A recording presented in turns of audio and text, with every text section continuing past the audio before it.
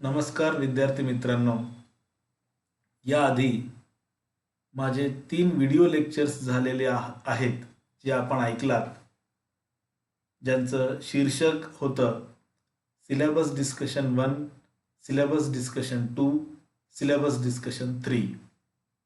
अशा तिन्ही व्हिडिओजमध्ये मी आपल्या अभ्यासक्रमाची चर्चा इंग्रजी भाषेतनं केलेली आहे. आता या व्हिडिओच्या माध्यमातून मी आपल्या अभ्यासक्रमाची चर्चा ही मराठी माध्यमातून करणार आहे. आपल्या अभ्यासक्रमाचं शीर्षक म्हणजे बीकॉम भाग 3 सेमिस्टर 5 साठी अर्थशास्त्राचं जे पेपर आहे त्या पेपरचं शीर्षक आहे भारतीय व्यावसायिक पर्यावरण. भारतीय व्यावसायिक पर्यावरणाच्या विषयी एक प्रास्ताविकपर माझं लेक्चर मी फक्त ऑडिओच्या माध्यमातून तयार केलेलं आहे आणि ते ऑडिओ पॉडकास्टच्या माध्यमातून आपणापर्यंत मी पोहोचवलेलं आहे. आता या व्हिडिओ लेक्चरच्या माध्यमातून मी आपणाला भारतीय व्यावसायिक पर्यावरण पेपर क्रमांक 1 या विषयाच्या अभ्यासक्रमाची ओळख करून देणार आहे. तर चला आपण पाहू भारतीय व्यावसायिक पर्यावरण पेपर क्रमांक 1 या विषयाचा अभ्यासक्रम. या ठिकाणी आपण बघू शकता की भारतीय व्यावसायिक पर्यावरण या विषयाचं पहिलं जे युनिट आहे त्या युनिटचं शीर्षक आहे इंट्रोडक्शन टू इंडियन इकॉनॉमी, म्हणजे भारतीय अर्थव्यवस्थेची ओळख.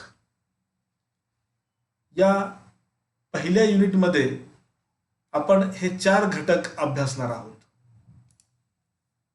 पहिल्या युनिटचा पहिला घटक आहे meaning and types of economy, म्हणजे अर्थव्यवस्था म्हणजे काय, अर्थव्यवस्थेचे अर्थ आणि अर्थव्यवस्थेचे प्रकार. अर्थव्यवस्था कशाला म्हणतात हे आपण या ठिकाणी पाहणार आहोत.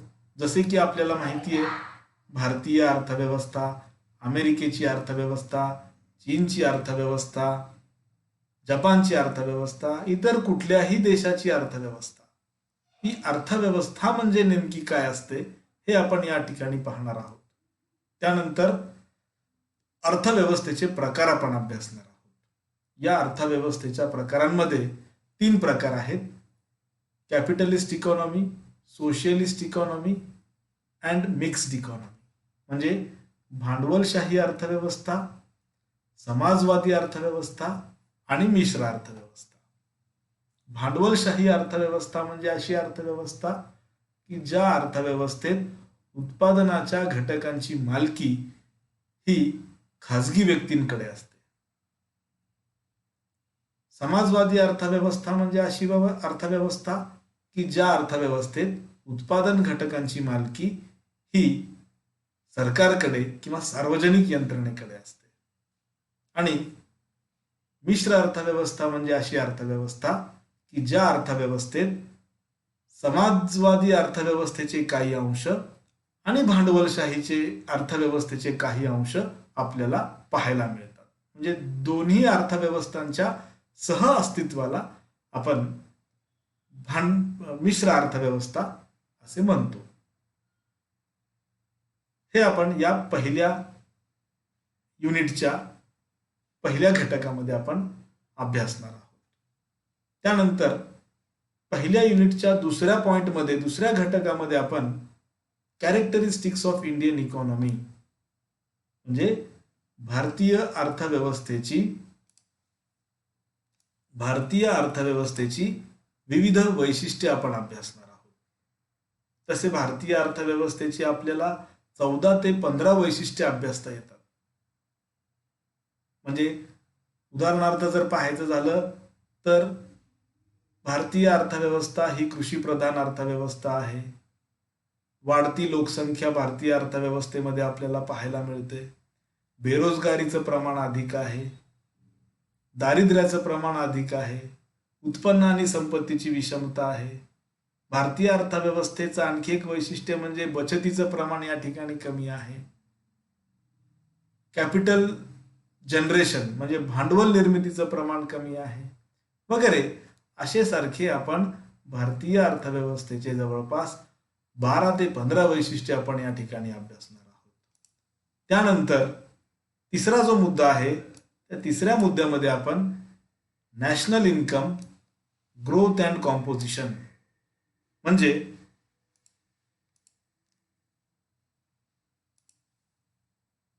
राष्ट्रीय उत्पन्न, त्याची वृद्धी आणि त्या राष्ट्रीय उत्पन्नाचे प्रमुख घटक या ठिकाणी आपण पाहणार आहोत. म्हणजे 1951 पासून ते आजपर्यंत भारतातील राष्ट्रीय उत्पन्नामध्ये कशा प्रकारे वाढ होत गेलेली आहे हे आपण या ठिकाणी बघणार आहोत. आणि अलीकडील काळात राष्ट्रीय उत्पन्नाची वृद्धी ही कशा प्रकारची आहे, त्याचे ट्रेंड्स काय आहेत ते आपण या तिसऱ्या आपल्या अभ्यासक्रमाच्या मुद्द्यामध्ये आपण अभ्यासणार आहोत. आणि राष्ट्रीय उत्पन्न एकूणच मोजत असताना कोणकोणत्या घटकांचा समावेश आपण राष्ट्रीय उत्पन्नाच्या मोजमापात करीत असतो, जे की तुम्ही SY.BCom ला असताना देखील अभ्यासलात, त्याची देखील आपण थोडक्यात या ठिकाणी अभ्यास करणार आहोत. हे आपण 1.3 या मुद्द्यामध्ये अभ्यासणार. त्यानंतर 1.4 हा जो चौथा घटक आहे पहिल्या युनिटच्या अभ्यासक्रमाचा, त्यामध्ये आपण HDI human development index and gross national happiness index म्हणजे मानव विकास निर्देशांक आणि सौख्यांक निर्देशांक असे दोन निर्देशांक अभ्यासणार आहोत. या निर्देशांकाची संकल्पना आणि भारतामध्ये या निर्देशांकाचं स्टेटस काय आहे, सद्यस्थितीमध्ये भारताचं मानव विकास निर्देशांक काय आहे आणि सद्यस्थितीमध्ये भारताचा सौख्यांक निर्देशांक किती आहे हे आपण या चौथ्या घटकामध्ये अभ्यासणार आहोत. मानव विकास निर्देशांक अभ्यासत असताना प्रामुख्याने 3 घटक मोजले जातात. त्यात शिक्षण, आरोग्य आणि व्यक्तीचं दरडोई उत्पन्न या 3 घटकांचं मोजमाप करून आपण ह्युमन डेव्हलपमेंट इंडेक्स हे मोजत असतो. आणि सौख्यांक निर्देशांक मोजण्यासाठी एकूण 33 प्रकारचे इंडिकेटर्स मोजले जातात. ही संकल्पना काय आहे, ह्या 2 संकल्पना कोणत्या आहेत हे आपण अभ्यासणार. आणि भारतामध्ये त्याची सद्यस्थिती, आपली सद्य परिस्थिती या निर्देशांकाच्या बाबतीत काय आहे हे आपण आपल्या पहिल्या प्रकरणामध्ये पाहणार आहोत. आता आपण बघूया आपलं दुसरं प्रकरण. दुसरं प्रकरण म्हणजे सेकंड युनिट, दुसरा जो युनिट आहे आपल्या अभ्यासक्रमाचा, त्याचं शीर्षक आहे ॲग्रिकल्चरल डेव्हलपमेंट. ॲग्रिकल्चरल डेव्हलपमेंटला मराठीमध्ये आपण कृषी विकास म्हणतो. आपल्याला माहिती आहे की भारतीय अर्थव्यवस्थेमध्ये 3 क्षेत्र समाविष्ट होतात, ज्याला आपण प्राथमिक क्षेत्र म्हणजे कृषी क्षेत्र, द्वितीय क्षेत्र म्हणजे औद्योगिक क्षेत्र आणि तिसरं म्हणजे सेवा क्षेत्र.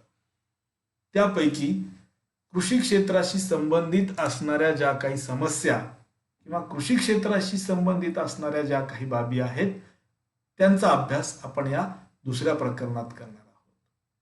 दुसऱ्या प्रकरणातलं पहिला जो पॉइंट आहे, पहिला जो कंटेंट आहे, पहिला जो घटक आहे, त्या घटकामध्ये आपण present status of Indian agriculture म्हणजे भारतीय शेतीची सद्यस्थिती आपण अभ्यासणार आहोत. भारतीय शेतीची सद्यस्थिती अभ्यासत असताना आपल्याला 10 ते 12 मुद्दे अभ्यासावे लागतात, ज्यामध्ये आपण एकूणच आर्थिक विकासामध्ये शेतीची काय भूमिका आहे हे पाहू शकतो.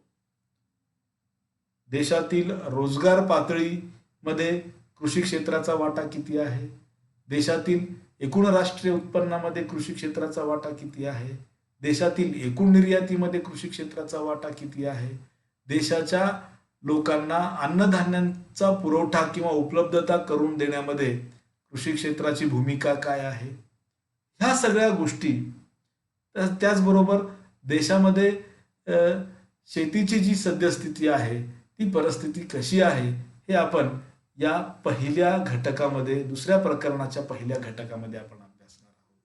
त्यानंतर दुसऱ्या युनिटच्या दुसऱ्या पॉइंटमध्ये घटकामध्ये आपण agricultural marketing problems and prospects आणि agricultural pricing review and critical evaluation. Agricultural marketing म्हणजे कृषी विपणन. कृषी विपणनाची समस्या आपण या ठिकाणी अभ्यासणार आहोत. शेतकरी हा शेतमालाचा उत्पादक असतो आणि ग्राहकांच्या उपभोगासाठी तो शेतमालाचं उत्पादन करीत असतो. उत्पादकापासून म्हणजे शेतकऱ्यांपासून हा शेतमाल ग्राहकापर्यंत पोहोचवण्यासाठी मध्यस्थांची यंत्रणा कार्यरत असते. शेतकरी उत्पादक आणि ग्राहक उपभोक्ता म्हणजे उत्पादकाकडून उपभोक्त्यापर्यंत शेतीमध्ये उत्पादित झालेला शेतमाल पोहोचवण्यासाठी एक मध्यस्थांची साखळी तयार झालेली आहे. मध्यस्थांची एक यंत्रणा आहे आणि हे मध्यस्थ शेतकऱ्यांकडनं शेतमाल खरेदी करतात आणि ग्राहकांपर्यंत म्हणजे उपभोक्त्यांपर्यंत हे शेतमाल पोहोचवतात. शेतकऱ्यांकडनं शेतमाल खरेदी करत असताना हे मध्यस्थ कमी किमतीला खरेदी करतात आणि ग्राहकांना शेतमाल विकताना अधिक किमतीला हे शेतमाल विकतात आणि त्यातलं जे मार्जिन असतं, मधला जो नफा असतो, तो नफा हा मध्यस्थ मिळवतो. म्हणजे शेतकरी थेट ग्राहकापर्यंत गेला असता तर हा नफा हे मार्जिन शेतकऱ्याला मिळालं असतं. म्हणजे कृषी क्षेत्रातील विपणनाच्या बाबतीत ही एक समस्या आपल्याला या ठिकाणी मार्केटिंगची किंवा विपणनाची दिसून येते. ही जी समस्या आहे विपणनाची संबंधित असणारी समस्या आपण या ठिकाणी दुसऱ्या पॉइंटमध्ये अभ्यासणार आहोत. त्यानंतर त्या पुढचा मुद्दा आहे ॲग्रिकल्चरल प्राइसिंग. ॲग्रिकल्चरल प्राइसिंगला आपण शेतमाल किंमत विषयक धोरण असे म्हणतो. आपल्याला माहिती आहे की भारतातील शेती ही निसर्गाच्या लहरीवर अवलंबून आहे. कधी कधी चांगलं पर्जन्यवृष्टी म्हणजे चांगला पाऊस होत असेल तर उत्पादन वाढतो आणि कधी कधी निसर्गाने साथ न दिल्या कारणाने उत्पादन घटतो. मग ज्या वेळेला उत्पादन वाढतं त्यावेळेला बाजारपेठेमध्ये शेतमालाचा मोठ्या प्रमाणात पुरवठा होतो आणि शेतमालाच्या किमती कमी होतात. या उलट परिस्थितीत निसर्गाने साथ न दिल्या कारणाने जेव्हा शेतमालाचा पुरवठा म्हणजे शेतमालाचं उत्पादन कमी होतो, समजा अतिवृष्टी झाली असेल, दुष्काळ पडला असेल, अशा वेळेला शेतमालाचं उत्पादनच होत नाही. म्हणून उत्पादन कमी झाल्या कारणाने शेतमालाचा पुरवठा कमी होतो. पुरवठा कमी झाल्या कारणाने बाजारपेठेत शेतमालाचा तुटवडा जाणवतो आणि या तुटवड्यामुळे शेतमालाच्या किमती वाढतात. म्हणजेच शेतमालाच्या किमतीतील जे चढ उतार होतात ते चढ उतार अर्थव्यवस्थेला अपेक्षित नसतात. त्यामुळे ग्राहकांचंही नुकसान होतं आणि उत्पादक शेतकऱ्यांचाही नुकसान होत असतो. आणि म्हणून शेतमालाच्या किमती स्थिर ठेवण्यासाठीची प्रक्रिया असते. शेतमालाच्या किमती स्थिर ठेवण्यासाठीचे शासनाचे प्रयत्न असतात. हे शेतमाल किंमत विषयक धोरण ॲग्रिकल्चरल प्राइसिंग यामध्ये आपण अभ्यासणार आहोत. त्यानंतर आपल्या अभ्यासक्रमाचा तिसरा जो मुद्दा आहे तो म्हणजे food security in India challenges and policies. यामध्ये आपण भारतातील अन्न सुरक्षितता अभ्यासणार आहोत. भारतातील अन्न सुरक्षितता अभ्यासत असताना प्रामुख्याने 3 पॉइंट्स आपल्याला बघावे लागतात. एक, अन्नधान्यांची उपलब्धता, ज्याला आपण संख्यात्मक उपलब्धता म्हणतो, अवेलेबिलिटी. दुसरं म्हणजे अन्नधान्य देशातील सर्व लोकांपर्यंत पोहोचविण्याची यंत्रणा, ज्याला आपण ॲक्सेसिबिलिटी म्हणतो. सर्व व्यक्तींपर्यंत उपलब्ध अन्नधान्य पोहोचण्याची काय यंत्रणा आहे. आणि तिसरा मुद्दा म्हणजे अफोर्डेबिलिटी. अफोर्डेबिलिटी म्हणजे देशामध्ये उपलब्ध असणारं अन्नधान्य खरेदी करण्यासाठीची लोकांची क्षमता, ज्याला आपण खरेदी शक्ती म्हणतो. उपलब्ध असणारं अन्नधान्य देशातील सर्व लोक खरेदी करू शकतात का, त्यांच्याकडे तेवढे पैसे आहेत का, त्यांच्याकडे तेवढं उत्पन्न आहे का, हे 3 मुद्दे आपण या अन्न सुरक्षिततेच्या अनुषंगाने अभ्यासणार आहोत. अन्नधान्याची उपलब्धता, अन्नधान्य पोहोचविण्याची यंत्रणा आणि अन्नधान्य खरेदी करण्यासाठी लोकांची खरेदी क्षमता. त्यानंतर आपल्या चौथ्या घटकाचा अभ्यास करीत असताना आपण ॲग्रिकल्चरल इंडेप्टनेस म्हणजे कृषी क्षेत्रातील शेतकऱ्यांचा कर्जबाजारीपणा. आपल्याला माहिती आहे की अलीकडे शेतकऱ्यांच्या आत्महत्येचं प्रमाण हे वाढत चाललेलं आहे. त्याचं महत्वाचं कारण म्हणजे शेतकऱ्यांचा असणारं कर्जबाजारीपणा. शेतकरी आपले शेतीविषयक कामे करण्यासाठी जे कर्ज घेतात ते संघटित आणि असंघटित क्षेत्राकडनं कर्ज घेत असतात. कर्ज घेतल्याच्या नंतर या कर्जाची परतफेड करण्याची कुवत त्यांची नसल्या कारणाने ते अडचणीत येत असतात. कारण मुळातच शेतीचा नफा किंवा शेतीतलं उत्पन्न हे निसर्गावर अवलंबून असतं. निसर्गाने साथ दिली तरच उत्पन्न मिळू शकतो. आणि म्हणून काही वेळेला शेतकरी आपल्या घेतलेल्या कर्जाची परतफेड करू शकत नाही. मग अशा वेळेला शेतकरी अडचणीत येतात. शेतकऱ्यांच्या कर्जबाजारीपणाचं प्रमाण किती आहे, त्याची कारणे कोणती आहेत आणि त्याच्यावरती उपाययोजना कुठल्या सांगता येतात हे आपण 2.4 या दुसऱ्या प्रकरणातल्या घटकामध्ये अभ्यासणार आहोत. त्यानंतर आपण आता आपल्या तिसऱ्या प्रकरणाची ओळख करून घेऊ.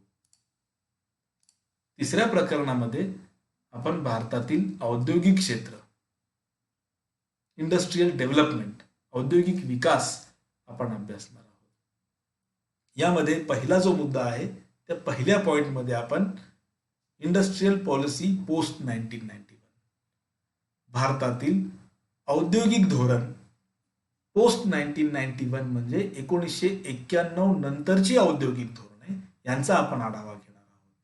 1991च्या पूर्वी म्हणजे 1950 ते 1990 या 5 दशकाच्या कालखंडामध्ये अर्थव्यवस्थेचं चित्र हे वेगळं होतं आणि 1991 पासून ते आजतागायतची अर्थव्यवस्था म्हणजे यानंतरच्या 6 दशकांमध्ये, यानंतरच्या 20-30 वर्षांमध्ये अर्थव्यवस्थेचं चित्र हे वेगळं आहे. पूर्वी अर्थव्यवस्थेवरती सरकारचं नियंत्रण असायचं. 1991 मध्ये जागतिकीकरण, खाजगीकरण आणि उदारीकरण हे धोरण स्वीकारल्या कारणाने अर्थव्यवस्थेने मुक्त धोरण स्वीकारलेलं आहे. आणि म्हणून प्रामुख्याने 90 नंतर आपण खाजगीकरणाच्या प्रक्रियेमध्ये औद्योगिक क्षेत्राचा विकास कशा पद्धतीनं झालेला आहे, तत्संबंधीची धोरणे कोणती होती हे आपण या ठिकाणी अभ्यासणार आहोत. त्यानंतर दुसऱ्या पॉइंटमध्ये, तिसऱ्या युनिटच्या दुसऱ्या घटकामध्ये आपण MSMEs, प्रॉब्लेम्स अँड प्रॉस्पेक्ट्स म्हणजे लघु आणि कुटीर उद्योग जे आहेत, सूक्ष्म, लघु आणि मध्यम स्वरूपाचे जे उद्योग आहेत, त्या मध्यम स्वरूपाच्या उद्योग, सूक्ष्म स्वरूपाचे उद्योग आणि लहान उद्योग यांच्या समस्या कोणत्या आहेत आणि त्या समस्यांच्या निराकरणासाठी कोणकोणत्या उपाययोजना करण्यात आलेल्या आहेत हे आपण या ठिकाणी पाहणार आहोत. त्यानंतरच्या तिसऱ्या घटकामध्ये आपण present status of industrial development in India अभ्यासत असताना म्हणजे भारतातील औद्योगिक विकासाची सद्यस्थिती या ठिकाणी आपण अभ्यासणार आहोत. एकूणच राष्ट्रीय उत्पन्नामध्ये औद्योगिक क्षेत्राचा वाटा किती, रोजगार निर्मितीमध्ये औद्योगिक क्षेत्राची भूमिका काय, एकूण देशाच्या निर्यातीमध्ये औद्योगिक क्षेत्रात उत्पादित झालेल्या वस्तूंचा किती वाटा आहे, हे आणि अशासारखे अनेक मुद्दे आपण भारताच्या औद्योगिक विकासाची सद्यस्थिती अभ्यासत असताना या ठिकाणी पाहणार आहोत. त्यानंतर चौथा मुद्दा जो आहे, या अभ्यासक्रमाच्या तिसऱ्या युनिटचा चौथा जो मुद्दा आहे, इंडस्ट्रियल डेव्हलपमेंट अँड एन्व्हायरमेंट, औद्योगिक विकास आणि पर्यावरण यांच्यातला सहसंबंध आपण अभ्यासणार आहोत. औद्योगिक विकास होत असताना यांत्रिकीकरणाचा अवलंब किंवा वापर करीत असताना त्याचे अनेक परिणाम हे पर्यावरणावरती होत असतात. औद्योगिक क्षेत्रामुळे जल प्रदूषण, वायू प्रदूषणाचं प्रमाण वाढतो आणि पर्यावरणाची हानी होत असते. पर्यावरणाची हानी न होऊ देता औद्योगिक विकास कशा पद्धतीने करता येईल, तत्संबंधीच्या उपाययोजना शासनाने कोणत्या सांगितलेल्या आहेत, त्यांचा अभ्यास आपण या ठिकाणी चौथ्या मुद्द्यांमध्ये आपण करणार आहोत. म्हणजे शाश्वत विकास, ज्याला आपण चिरस्थायी विकास म्हणतो, त्या शाश्वत विकासाच्या अनुषंगाने कुठल्या प्रकारची औद्योगिक धोरणे असली पाहिजेत, त्यांचा अभ्यास आपण या ठिकाणी या चौथ्या घटकामध्ये करणार आहोत. त्यानंतर आपण पाहूया आता आपला चौथा आणि शेवटचा अभ्यासक्रमाचा युनिट. चौथ्या युनिटचं शीर्षक आहे major challenges of Indian economy, म्हणजे भारतीय अर्थव्यवस्थेपुढील महत्वाची आव्हाने किंवा भारतीय अर्थव्यवस्थेच्या काही समस्या. या ठिकाणी भारतीय अर्थव्यवस्थेपुढील पहिलं आणि महत्वाचं जे आव्हान आहे ते आव्हान म्हणजे वाढत्या लोकसंख्येचं. डेमोग्राफी ऑफ इंडिया म्हणजे भारतातील लोकसंख्येच्या विविध पैलूंचा, विविध वैशिष्ट्यांचा अभ्यास या ठिकाणी आपण करणार आहोत. डेमोग्राफी म्हणजे लोकसंख्येशी संबंधित विविध वैशिष्ट्ये किंवा विविध पैलू. भारतातील लोकसंख्या ही वेगाने वाढत आहे. जन्मदर, मृत्यूदर, साक्षरतेचं प्रमाण, स्त्री पुरुष प्रमाण, लोकसंख्येची घनता, विविध धर्मनिहाय असणारी लोकसंख्या, विविध राज्यांमध्ये असणारी लोकसंख्येचं प्रमाण, हे लोकसंख्येशी संबंधित आपण विविध पैलूंचा अभ्यास या ठिकाणी 4.1 या पहिल्या आपल्या घटकामध्ये आपण करणार आहोत. त्यानंतर चौथ्या प्रकरणाच्या दुसऱ्या घटकात अनएम्प्लॉयमेंट इन इंडिया, वाढत्या लोकसंख्येबरोबरच बेरोजगारीची समस्या देखील आपल्या देशामध्ये वाढत आहे. संघटित क्षेत्रातील रोजगार आणि असंघटित क्षेत्रातील रोजगार, अशा दोन प्रकारात आपल्याला रोजगार आपल्या देशामध्ये पाहायला मिळतात. त्यामध्ये वाढत्या लोकसंख्येच्या कारणास्तव मोठ्या श्रमशक्तीला रोजगार उपलब्ध करून देण्याची अडचण आपल्याकडे निर्माण होत आहे. म्हणून आपल्या देशामध्ये बेरोजगारीचं प्रमाण मोठ्या प्रमाणात वाढत आहे. ते प्रमाण सद्यस्थितीमध्ये किती आहे, बेकारी वाढीची कारणे कोणकोणती आहेत आणि बेकारीची समस्या दूर करण्यासाठीच्या कोणकोणत्या उपाययोजना शासनाने केलेल्या आहेत आणि कोणत्या उपाययोजना आपल्याला करता येऊ शकतात, त्याचा अभ्यास आपण या दुसऱ्या मुद्द्यामध्ये, दुसऱ्या घटकामध्ये आपण करणार आहोत. त्यानंतर चौथ्या प्रकरणाचा तिसरा जो घटक आहे त्यामध्ये पॉवर्टी ऑफ इंडिया म्हणजे भारतातील दारिद्र्याचा अभ्यास आपण करणार आहोत. दारिद्र्याचं प्रमाण किती आहे, दारिद्र्याची कारणे कोणती आहेत आणि दारिद्र्य निर्मूलनासाठी कोणकोणत्या उपाययोजना करता येतात यांचा अभ्यास आपण या ठिकाणी करणार आहोत. हे आपण पाहणार आहोत. भारतातील दारिद्र्य मोजण्यासाठीचे कोणकोणते मोजमाप वापरले गेलेले आहेत, जागतिक पातळीवरती दारिद्र्य मोजमापासाठी कोणते मोजमाप वापरतात, अशा सारख्या काही संकल्पना त्या देखील आपण या ठिकाणी अभ्यासणार आहोत. आणि त्यानंतर आपल्या चौथ्या युनिटच्या चौथ्या प्रकरणाच्या शेवटच्या घटकामध्ये आपण इकॉनॉमिक इनइक्वॅलिटी म्हणजे आर्थिक विषमता पाहणार आहोत. भारतामध्ये बहुआयामी स्वरूपाची विषमता आपल्याला पाहायला मिळते. सामाजिक विषमता, आर्थिक विषमता, त्यानंतर धार्मिक विषमता, जेंडर इनइक्वॅलिटी, या अशा प्रकारचे वेगवेगळ्या प्रकारचे इनइक्वॅलिटीज म्हणजे विषमता आपल्याला या ठिकाणी भारतामध्ये आपल्याला पाहायला मिळतात. प्रामुख्याने आपण या चौथ्या घटकामध्ये इकॉनॉमिक इनइक्वॅलिटी म्हणजे आर्थिक विषमतेवरती कॉन्सन्ट्रेशन करणार आहोत, लक्ष केंद्रित करणार आहोत. परंतु ही आर्थिक स्वरूपाची विषमता हे यासाठी सामाजिक घटक, जातीविषयक घटक, धार्मिक घटक, लैंगिक स्वरूपाचे घटक, हे सर्वच घटक या ठिकाणी कारणीभूत असल्या कारणाने या सर्व घटकांचा परिणाम एकूणच आर्थिक विषमतेवरती कशा पद्धतीने झालेला आहे हे देखील आपल्याला या ठिकाणी पाहावं लागणार आहे. विषमतेचं प्रमाण किती आहे, विषमतेची कारणे कोणती आहेत आणि विषमतेच्या उपाययोजना कुठल्या सांगता येतात हे आपल्याला या ठिकाणी अभ्यासणार आहोत. तर अशा प्रकारे आपण या भारतीय व्यावसायिक पर्यावरणाच्या पेपरमध्ये या अभ्यासक्रमामध्ये आपण 4 घटक अभ्यासणार आहोत. त्यातला पहिला घटक आपल्याला भारतीय अर्थव्यवस्थेची ओळख करून देणार. दुसऱ्या घटकात आपण भारतीय कृषी क्षेत्राची ओळख करून घेणार.